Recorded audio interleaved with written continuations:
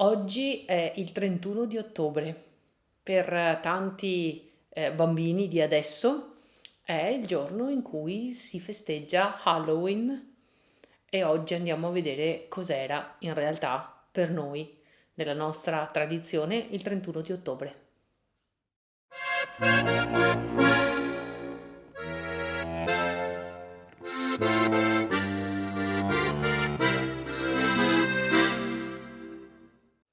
2 anni fa, al 31 di ottobre, ho letto nei social tantissime proteste delle mamme che dicevano di non andare in un determinato negozio perché non avevano dato le caramelle ai bambini, di non recarsi in città perché nel negozio che vende caramelle non hanno ceduto a regalare neanche una caramella ai bambini. A quel punto io ho pensato, stiamo degenerando completamente. Perché se mi vieni a suonare il campanello e mi chiedi un dolce per non farmi dispetti, io dovrei darti un dolce? Per me, che ogni cosa almeno ha un senso o almeno cerco di darglielo un senso, su questa cosa proprio non ho trovato il senso.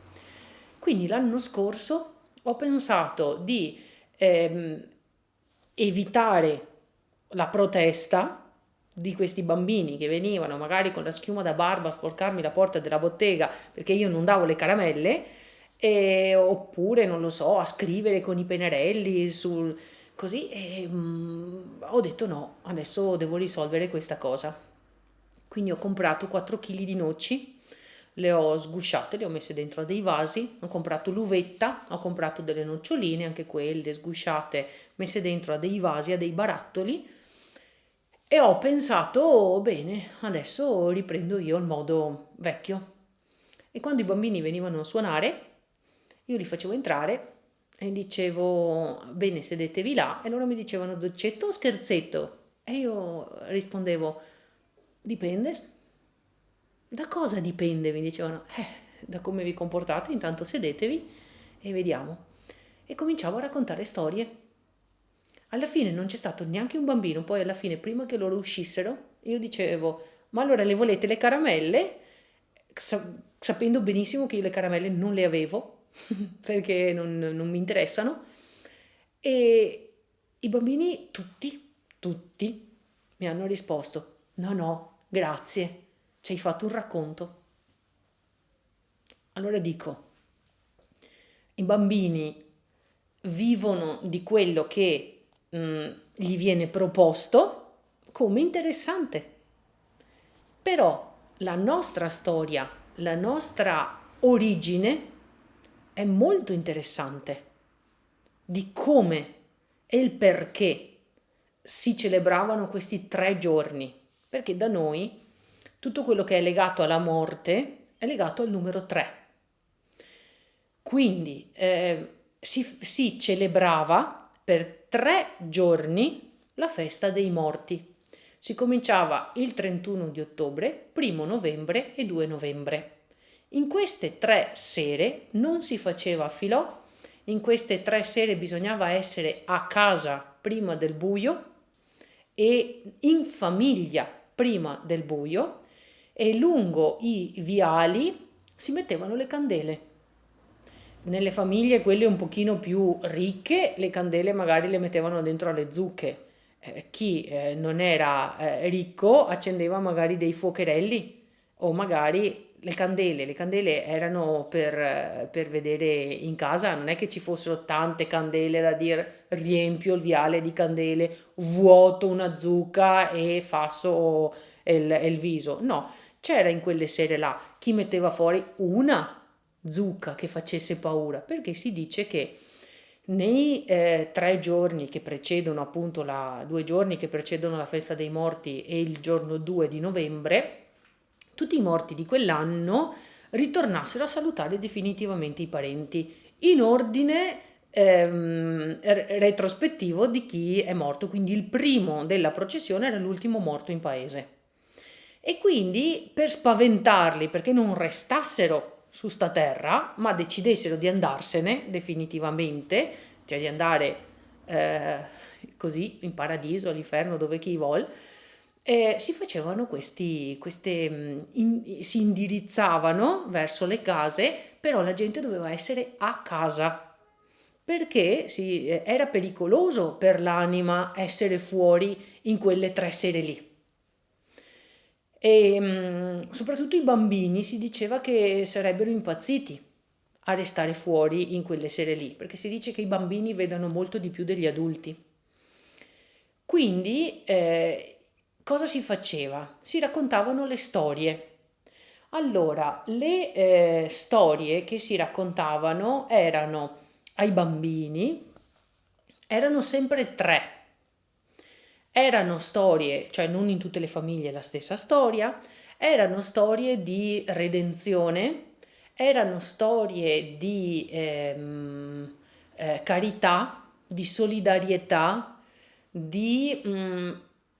servivano tutte le storie, si raccontavano per educare il bambino e servivano anche agli adulti per ricordare alcuni passaggi, per ricordare che c'è una risposta a ogni nostra azione. Noi compiamo un'azione e ogni azione ha una risposta. Nelle storie è sempre così. Quindi il protagonista compie delle azioni, queste azioni riverberano e a un certo punto qualcosa ti ritorna, nel bene e nel male. Quindi cosa avviene? Che queste storie venivano raccontate ai bambini, venivano raccontate sempre 2 storie, perché la terza storia i bambini la dovevano sognare durante la notte. Mai 3, perché 3 è il numero perfetto. E se tu dai una risposta completa al bambino, il bambino non ha più spazio per immaginare. Allora, ognuno raccontava la storia che voleva. Io adesso ve ne racconto una di quelle che si raccontavano in quel periodo là. Allora, devo mescolare un po' di dialetto e un po' di italiano, in quanto i Celti dicevano che quando una storia la si mette per iscritto, la storia muore e quindi va raccontata oralmente, e nel racconto orale preferisco raccontarla nella lingua in cui è nata. E ora, Ghiera, do fradei, Beppi e Nane. Beppi e Nane aveva, era restai senza genitori e suo fradei era partì in cerca di fortuna. E ora Beppi e Nane cominciano a diventare poveri, poveri, non aveva più niente da mangiare. E ora Beppi va da suo santo, perché dopo i genitori sei santoi e persone più importanti. E ora Beppi va da suo santo e gli spiega la situazione e gli dice: mi vorrei andare in cerca di fortuna. E suo santo gli dice: guarda, che è brutto andare in giro adesso, non c'è più l'epoca quando che sei partito tuo fradei, non sta andare in cerca di fortuna, fate una famiglia. E Beppi dice: no, mi e Nane vogliamo andare in cerca di fortuna. E ora so santo, che se dice che fosse un mago, e gli dice: va bene, dai in cerca di fortuna, ma tireve sulla porta prima di andare via. Che tireve sulla porta era serè a porta, chiudete la porta di casa prima di partire. Beppi non capisce sta roba, va a casa, ciappa una intimea del cuscin, una federa del cuscino, mette dentro che il tocchetto de crosta de formaio che gli era restato, 2 tocchetti de pan ormai duro, una fetta de puenta avanzata da 2 sere prima, e parte con Nane e gli dice a Nane: è il santo gadito che dovevamo tirarsi sulla porta. E Nane gli dice: va bene, e cava a porta. Beppi si carica in spaia a porta e si porta drio la porta e si tira sulla porta. E comincia, cammina, a un certo punto gli ha fame. e si senta sotto un albero. Sotto sto albero, Diana scianta, arriva una vecchiota.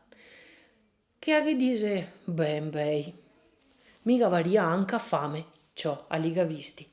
Sentai sotto l'albero sotto be so che, iga messo a toia così, iga destirai in timea e ciò parea che fosse drio mangiare chissà cosa. E ora la vecchia che dice, possiu darmi qualcosa? Certo, si sente qua insieme con altri e la vecchia si sente acqua e ori divide qualcosa. Dopo Diana Scianta che dice, mica varia anche a sé. E ora Nane parte con una gavetta, va a un fiade acqua lungo il fiume e la porta e gli dà da beva sta vecchiota. Sta vecchiota che dice, mi so che altri si driono in cerca di fortuna. Vedari che prima di sera a te. Va bene. E la vecchiota si drio per andare via, arriva drio a sponda del fiume e ciò a dire, siccome era tutta goba e anche piccoetta, a dire, non riesco a passare il fiume senza negarmi. Pienane che dice, no, sta a preoccuparsi, non preoccupeve. A monte sora a toia, sora a porta, e ora Beppi davanti, Nane pardadrio, a vecchiota monta sora a porta, e ora passa il fiume e non si bagna.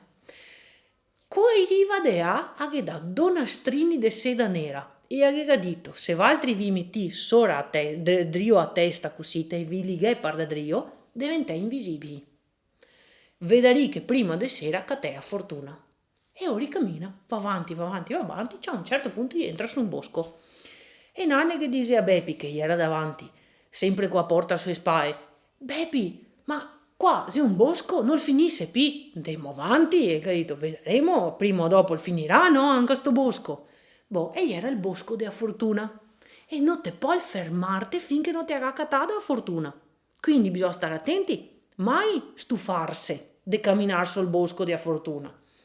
A un certo punto, svolta appena passà l'olmo grande, e ciò noccate in toia tutta ben parecciata, code tutto saiame soppressa, puenta, pendoete de formaio, ghiera de tutto meon, de tutto, Maria Vergine Nane non sapeva più come venirne fuori al dire mi magno Beppi dice anche a me, si è messa qua.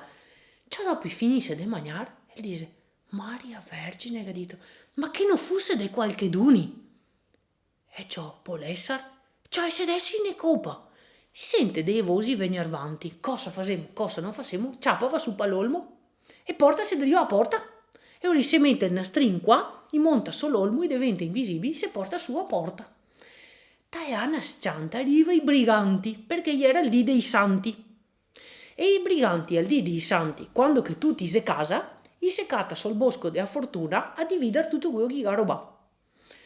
Quindi arriva tutti sti briganti, i tacca a parecciare a toia, i fa a griglia, e tira fuori tutti i vari sacchetti con dentro tutta quanta la roba, e se ha sto minestrone, sta griglia e via, ciò Nane fa, Beppi, me scampa da pisar.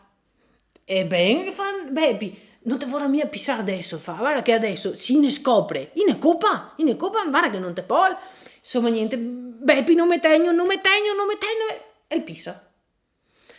Che altri fa, guardati ciò che aguasso pesante stasera.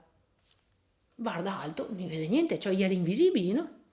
Diana Scianta, che si andava dritta, Diana Scianta non ne fa. Beppi, cosa gatto adesso? Me scampa de grande. Guarda, stare attento, Saddo. Guarda, chi ne coppa, si ne vede, ne coppa. Insomma, niente, non me tegno, fai so robe. Che altri dice, guardati, e guarda alto, non vede niente, e fa, guardati, che ha detto, se aveva da venire proprio qua, io sei a fare i suoi bisogni, dove che siamo drio mangiare. C'è a un certo punto, però guarda alto e non vede niente perché era invisibile, no? A un certo punto Beppi tacca, non riuscì più a tenere ferma la porta e il commissario dice Maria Vergine, mi sbrissa.